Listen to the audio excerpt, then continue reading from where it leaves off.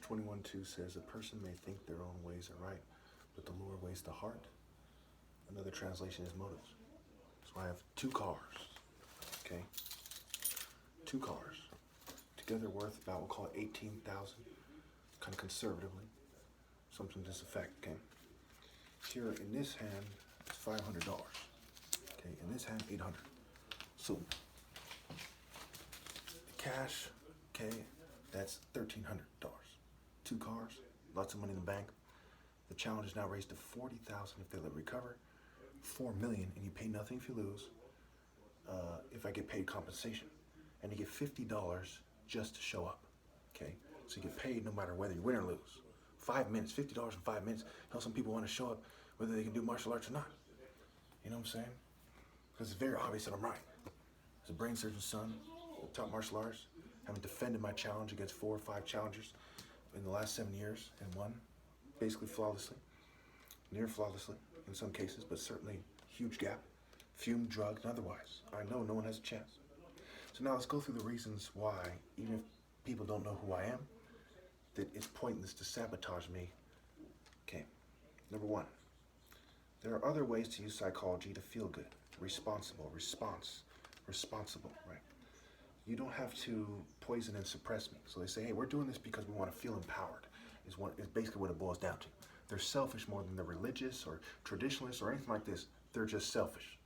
Okay, they're so selfish that they damn their kids to hell. That's how selfish they are. So we have to look at number 1, okay, perhaps most importantly, is there's other ways to use psychology.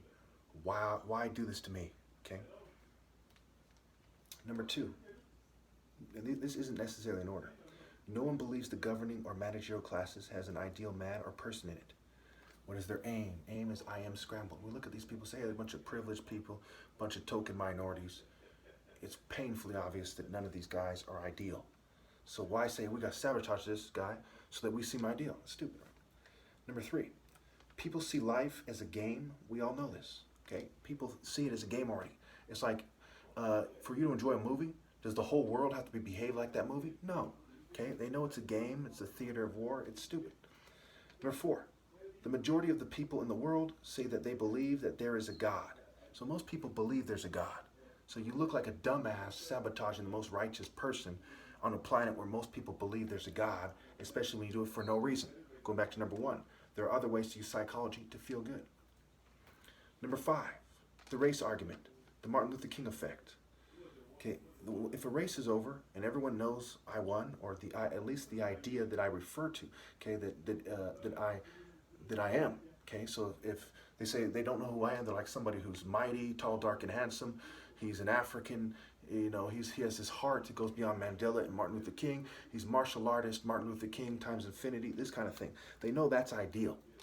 If Homer Simpson saves the world, do we say that's the ideal man, or is it an average man who did something amazing? You see what I'm saying? The ideal man is the top martial artist, and everyone knows that already. How many movies do we see this in? You know, the X-Men, Wolverines, they're all superimposed on the top martial arts. Bruce Lee movies, superimposed on the top martial arts.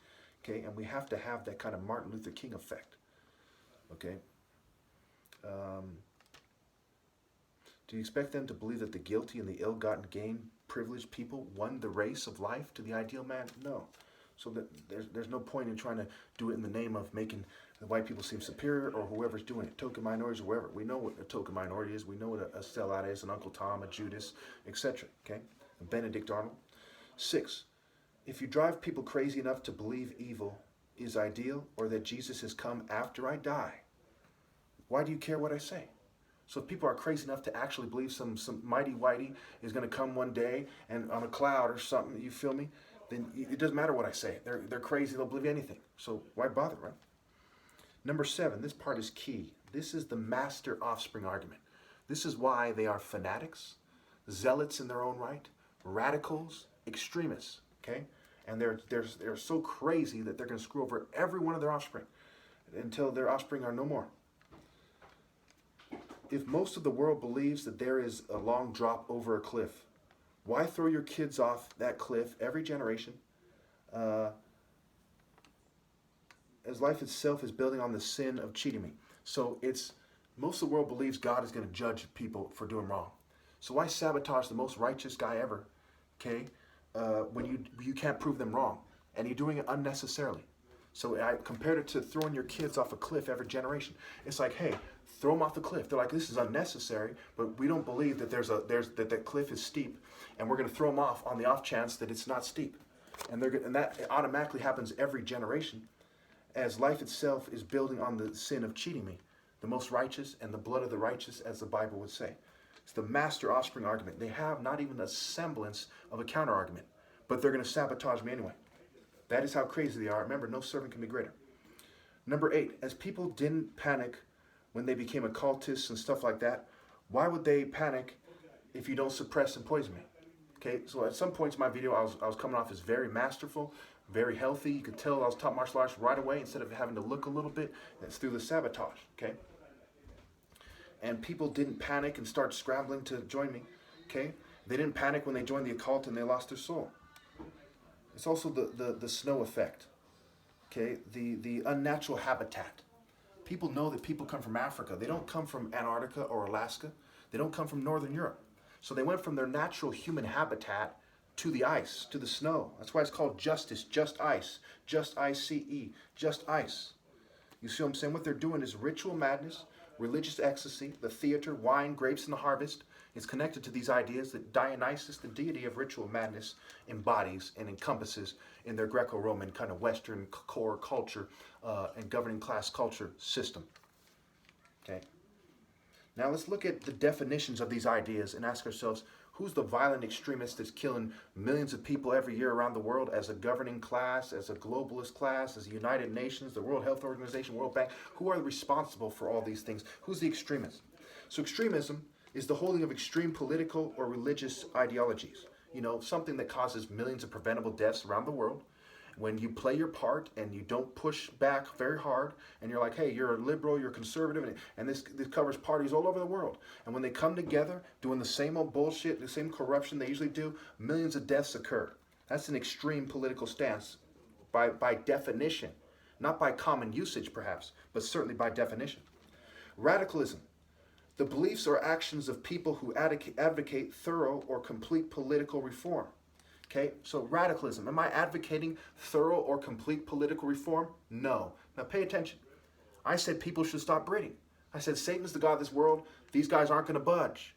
Even if they do everything I say, it will never truly reform their system. Okay? It will never it'll never truly make it right. So my goal isn't complete political reform of the world. Not anymore. Because they've poisoned me enough so where I can't reproduce and there's not a valid heir.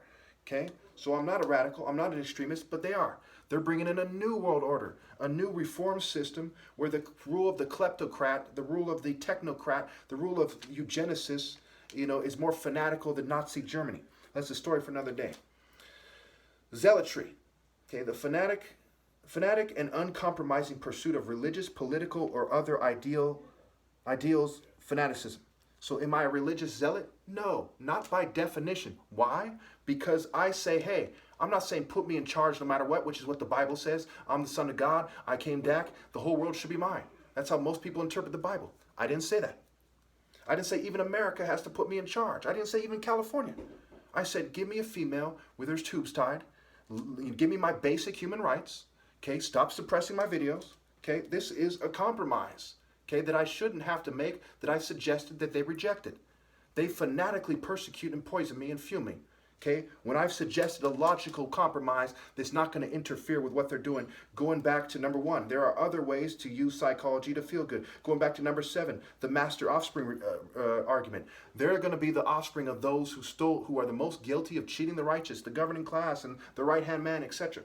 Okay, unnecessarily, is unnecessary to this degree. Okay, they don't have to persecute me on top of everything else they're doing and that they've done. Okay, you see what I'm saying? So it's just stupid. It's adding guaranteed punishment from the religious person's perspective, and most of the people in the world are religious. People believe in karma or they believe in a God. So why go the distance to screw your children over? Okay, see here. So I don't demand complete political change. Only for them to treat me fairly, only justice, only morally precise treatment. And that's not the same as being a fanaticism. I demand my basic human rights. Okay? Yep, and fanatics are filled with excessive and single-minded zeal, where my argument is moral precision, it's justice. Single-minded is like saying you've got to be a Muslim or you've got to be a Christian. I say universal moral precision and a moral order. Okay, so the idea is all the many ideas that are embodied in morality and humanity and the basic human rights.